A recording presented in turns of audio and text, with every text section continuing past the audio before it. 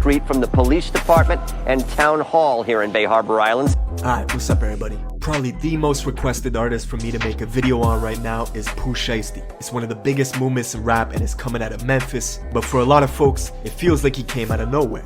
Last week, Shiesty was second only to Drake for the most streamed artist in the country. There's a reason everyone's drawn to him. Pooh Shiesty's crew, Chopper Gang's gotta be one of the wildest in the industry, and the music reflects it. Doesn't matter how many billboards all over the country have his face on it. Doesn't matter he's signed to a major label deal with Gucci and Atlantic, selling 60K the first week on his debut album. Shiesty will still rob a dude in Miami who was trying to sell him weed and some Jordans, stick 2 shooters on the guy, sending him to the hospital, escape in a green McLaren, get arrested, bond out, and leave the state in a private jet. Saying the two left the state in a private jet. Who, they got the right guy? See, Shiesty keeps his circle small. You basically gotta give your life to Chopper Gang just to be around. Chopper Gang Hank, he's locked up for an attempt murder, allegedly shot up a car and paralyzed a dude in a bad case of mistaken identity. Chopper Wop, he's down for a murder and 2 attempts. Even Shiesty's best bro, Big for an attempt murder, allegedly shot up a car and paralyzed a dude in a bad case of mistaken identity. Chopper Wop, he's down for a murder and 2 attempts. First telltale signs I can tell a nigga's a real nigga, out of shape. When a nigga built like a refrigerator, you know he's a shooter. Facts. Let me tell you this. The shooters are usually extra skinny because they, like, I don't know what it is. Niggas is lactose intolerant or they're just shaped weird. You feel me? It's just 2 of them. It's two bills of a shooter. A shooter is either skinny as fuck, you see every rib, that you know he can't fight, period. I've never seen a buff shooter. Let's be honest. Have you ever seen a buff shooter? That nigga look like Debo and he shoots. I've never seen it. It's 2 bills. He looks like that, or he's skinny as a motherfucker. You can see his heart beating through his chest. You know he ain't boxing.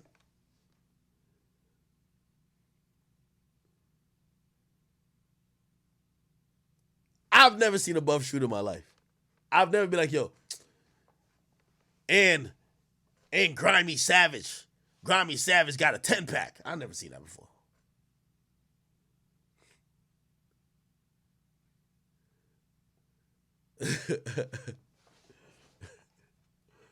Let's keep watching.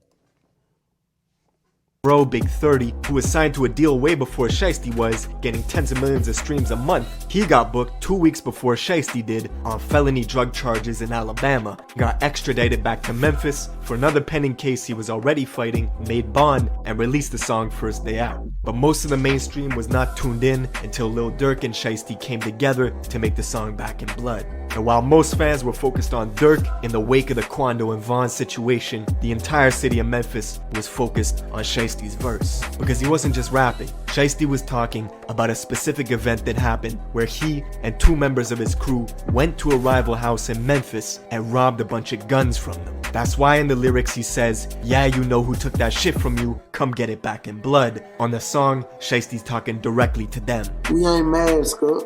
We want you to see this face. You niggas know who it was did that to y'all. You niggas know. The rival gang's called EBG, and them and Shiesty have had problems for many years locally in Memphis. EBG being from the north, Shiesty being from the south, it plays into this divide. Did this motherfucker just crack the case?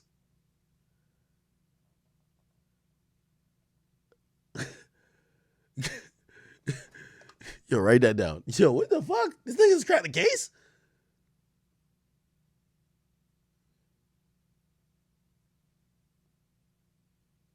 Holy shit. That's long existed in the city. But now the Back in Blood song is worldwide, hitting the number 8 spot on Billboard charts, getting 50 million views on YouTube in 1 month, forcing EBG, who aren't even rappers, to respond over the same Back in Blood beat. No one The real chopper gang. Their remix got taken down a bunch of times, each time getting hundreds of thousands of views in days. So EBG dropped a second diss track, this one called Rumors. They even got Quando Rondo to make an appearance, taking collateral shots at Dirk just for being on the original song with Shiesty. Now, we're gonna get into all this, but first, check out my song of the day. This is some motivation from my guy K Johnny. Let's go. To the point I don't give a fuck no more, just thought I should fucking mention. Alright, right now, Memphis is like the gold rush for artists. Everybody's getting signed. And the reason is,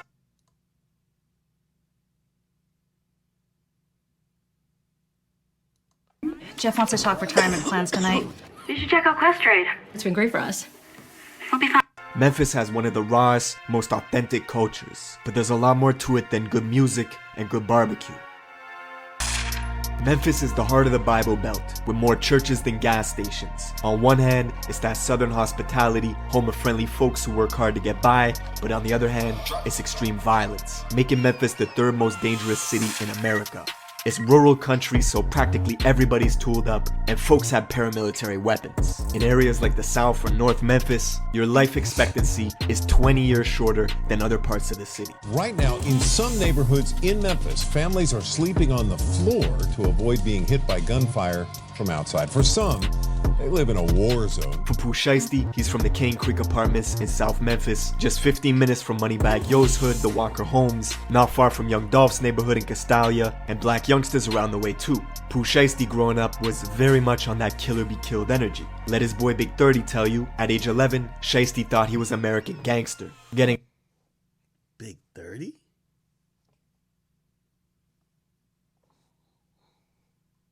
arrested and expelled from middle school at the same time, forced to wear an ankle monitor. See, Shiesty followed in his pop's footsteps. Pooh's father was a no.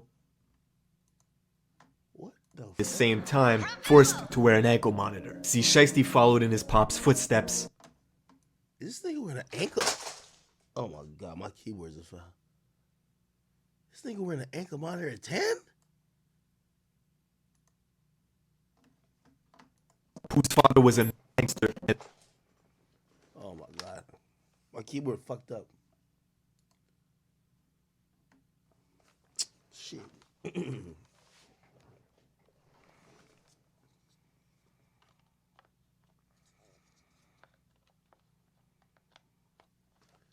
Alright, come on. Founder of the record label Mob Ties. In 2006, one of his artists, who went by the name Miscellaneous, got into a triple shooting at Yo Gotti's birthday bash. The club managers knew that Yo Gotti and Miscellaneous were beefing, and instead of canceling the event, they hired 35 security guards using 4 metal detectors to screen the crowd. It didn't work.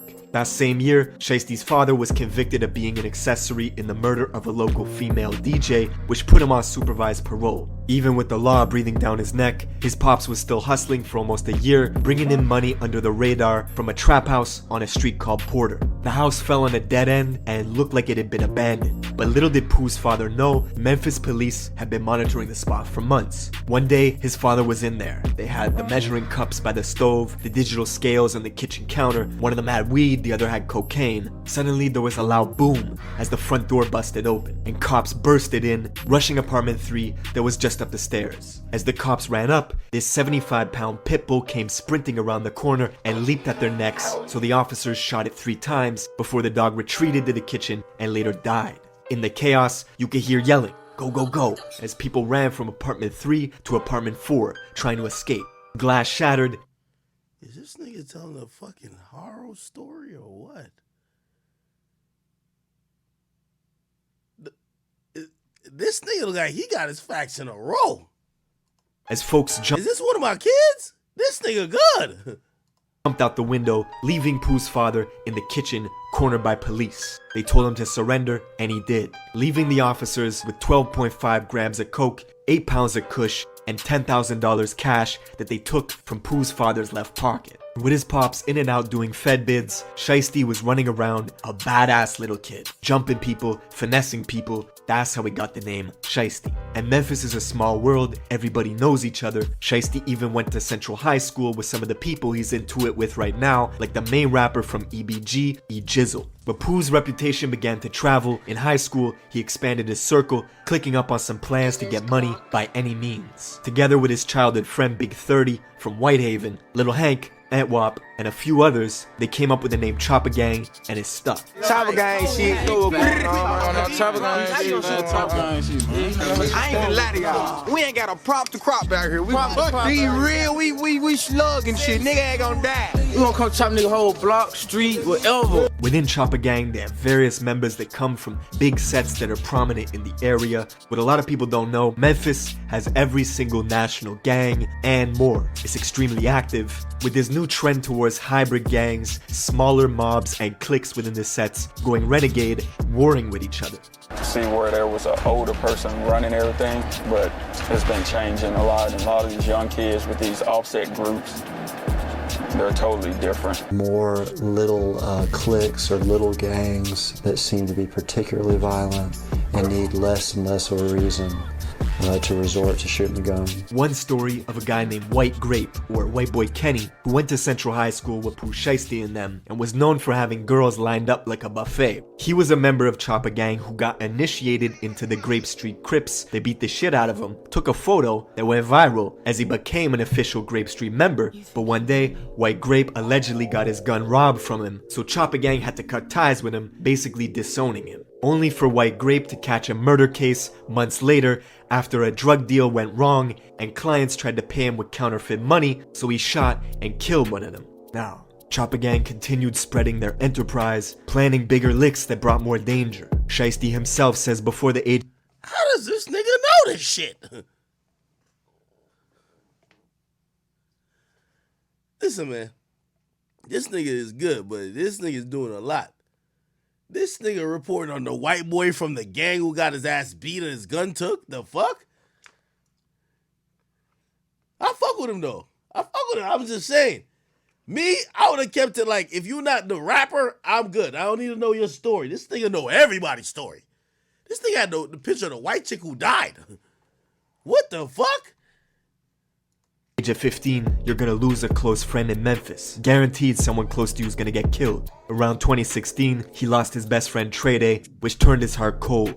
Pooh Shiesty vowed to live with no remorse from that day forward and be a menace to society. And after he graduated high school in 2018, Chopper Gang had many streams of income flowing in, and they started using some of this money they were making to pay for studio time.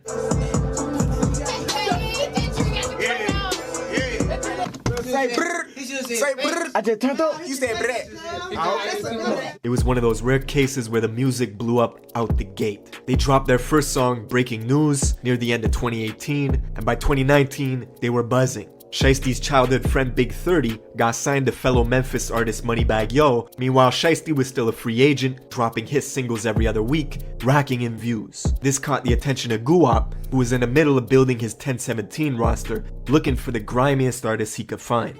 Of course, Guwop was the original slime. You remember hearing stories of a young Gucci Mane terrorizing the industry. Famously, the first time he met French Montana to do a song together, French paid him $5,000 and waited in the studio patiently while Gucci took the money and left out the back door. Gucci didn't like French because the first time he went in the studio to do a song with him, he paid Gucci $5,000 to get on the feature, and he was just sitting in the studio, but Gucci was going off the back.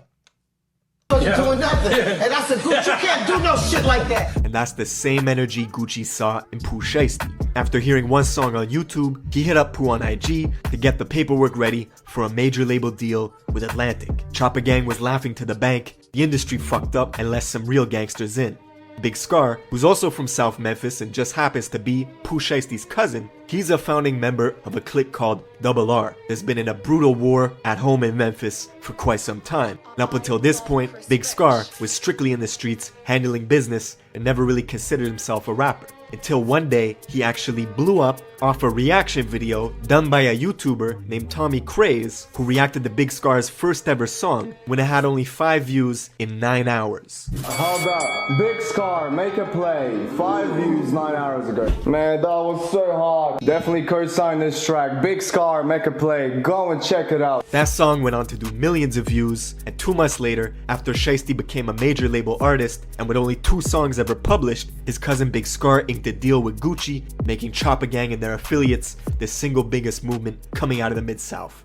And with all this attention on Memphis, it brought more drama to the city. Pooh Shiesty was living up to his name and began taking shots at another Memphis rapper named Big Boogie. Where you at, Big Boogie?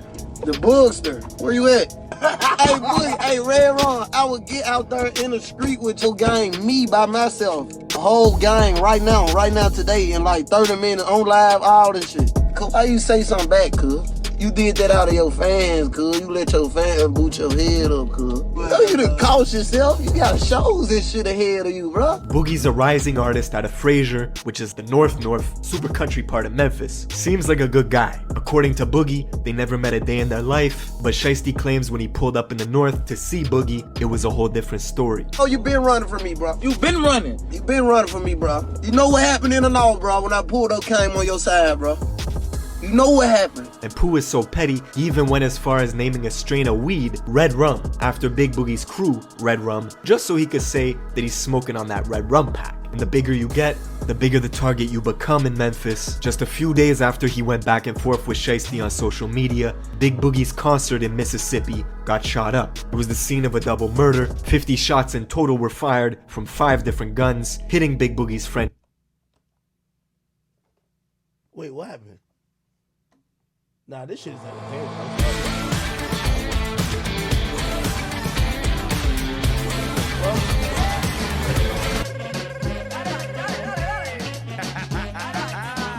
Hold on. Let me be back. Hold on. I needed an online store for my jewelry design business, so shop here powered by... Oh, some real shit. I gotta keep it so 100. Huh? Out the gate. They dropped their first song, Breaking News. You did that out of your fans, cuz. You let your fans boot your head up, cuz. You done cost yourself. You got shows and shit ahead of you, bro. Boogie's a rising artist out of Frazier, which is the north super country part of Memphis. Seems like a good guy. According to Boogie, they never met a day in their life, but Shiesty claims when he pulled up in the north to see Boogie, it was a whole different story. Oh, you been running from me, bro. You been running. You been running from me, bro. You know what happened in the north, bro, when I pulled up, came on your side, bro. You know what happened. And Pooh is so petty, he even went as far as naming a strain of weed Red Rum, after Big Boogie's crew, Red Rum, just so he could say that he's smoking on that Red Rum pack. And the bigger you get, the bigger the target you become in Memphis. Just a few days after he went back and forth with Shiesty on social media, Big Boogie's concert in Mississippi got shot up. It was the scene of a double murder. 50 shots in total were fired from 5 different guns, hitting Big Boogie's friend Jasmine, who was on stage with him, and she later died in Boogie's arms. Fast forward a few months later to November 6th. Durk and Pooh Shiesty linked up to drop the audio for the song Back in Blood. That's the same day where King Von passed away in Atlanta after an altercation with Quando Rondo outside the Monaco. Yo, Trap Geek, how you know this shit, bro? Trap Geek got me a detective. Trap Geek just placed a whole murder on this nigga. For me, bro. You know what happened in the north, bro, when I pulled up, came on your side, bro. You know what happened. And Pooh is so petty, he even went as far as naming a strain of Mississippi got shot in Memphis. Just a few days after he went back and forth with Shiesty on social media, Big Boogie's concert in Mississippi got shot up. It was the scene of a double murder. 50 shots in total were fired from 5 different guns, hitting Big Boogie's friend Jasmine, who was on stage with him, and she later died in Boogie's arms. Fast forward a few months later to November 6th. Durk and Pooh Shiesty linked up to drop the audio for the song Back in Blood. That's the same day where King Von passed away in Atlanta after an altercation with Quando Rondo outside the Monaco hookah lounge. Shiesty and Durk had already filmed the music video back in Chicago, but chose not to release it yet. This was, in many ways, the mainstream's introduction to Pooh Shiesty. A few more weeks went by and the song continued to climb the charts. Then randomly, at 6 in the morning on a Tuesday in December, Shiesty posts this cryptic warning to Facebook. Drop that song and you're not gonna live to see that baby get here. That's when New Year's came around, January 1st, 2021. A Memphis crew called EBG put out a remix to Back in Blood, going after Shiesty, responding to everything he said on the original track. They got Choppa Gang Killer, CGK, on their t-shirts, Pooh responded immediately, saying this had to be the worst move this gang ever made, and that he did 18 million views off of them before he even said their name. The very next day, Shiesty dropped the music video that he filmed with Dirk back in Chicago, making Back in Blood the trending topic once again, shooting all the way up the Billboard rankings. EBG's remix was getting taken down left and right due to copyrights, so EBG's main rapper E Jizzle dropped another diss track called Rumors, which ran up in views quickly, hitting 1 million views in less than a week. Then, Jizzle was shot 3 times just days after this second diss track went live. I bet I can do this. I can do this. Who this is? Who? I can't walk. I can't walk. Cool, boy. 3 bullets hit his arm, and after getting them removed, Jizzle was back on the block wearing a cast, just in time to drop his 3rd diss track called Paralyzed. Hey, y'all shot the wrong arm.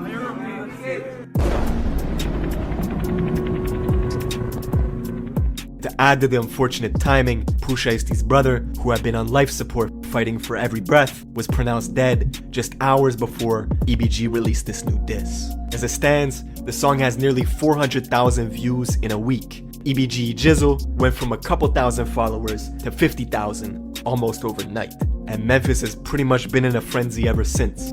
But yeah, man, let me know if there's a video you want me to cover in the comments below. I will see you in the next one.